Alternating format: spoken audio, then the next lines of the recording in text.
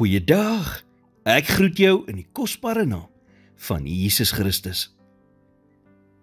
Hoe sou jy jouself beskryf?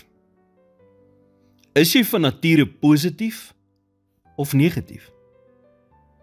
Nou kom ons wees eerlik met mekaar.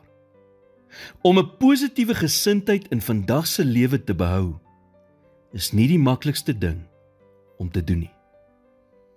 Die rede hiervoor is, omdat 98% van wat ons daagliks sien en hoor, negatief is. Ons gedagtes word konstant gevul met dit wat negatief is. Nou ons kan wel nie negatiewe invloede heeltemal vermy nie, maar ons kan ons daarteen beskerm. Die vraag is, hoe? Jy doen dit deur 2 dinge te doen. Die eerste ding, neem elke gedagte gevange. Paulus sê in 2 Korintiërs 10 vers 5, terwyl ons planne verbreek en elke skans wat opgewerp word teen die kennis van God, en elke gedagte gevange neem tot die gehoorsaamheid aan Christus. Met ander woorde, jy moet jou gedagtes onder beheer bring.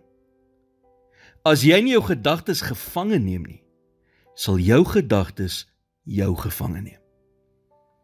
Iemand het eendag gesê, jy kan nie keer dat die voëls oor jou kop vlieg nie, maar jy kan keer dat hulle 'n nes in jou hare maak.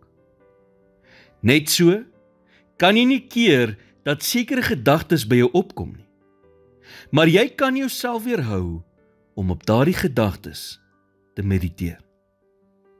Tweedens, rig jy opsetlik jou gedagtes op iets anders wat positief is. Paulus sê in Filippense 4 vers 8, verder broers, alles wat waar is, alles wat eerbaar is, alles wat regverdig is, alles wat rein is, alles wat lieflik is, alles wat loflik is, watter deeg en watter lof daar ook mag wees, bedink dit. Jou uitdaging is dus om 2 dinge te handhaaf. Neem elke gedagte gevange en rig opsetlik jou gedagtes op dit wat positief is. En as jy God getrou soek in jou lewe, sal hy jou help om albei hierdie dinge suksesvol te doen. Here, help my om elke gedagte gevange te neem en dit te bedink wat waar, reg, rein, mooi en prysenswaardig is. Ek kies vandag om 'n positiewe verstand en lewe te hê en om U te eer in my gedagtes.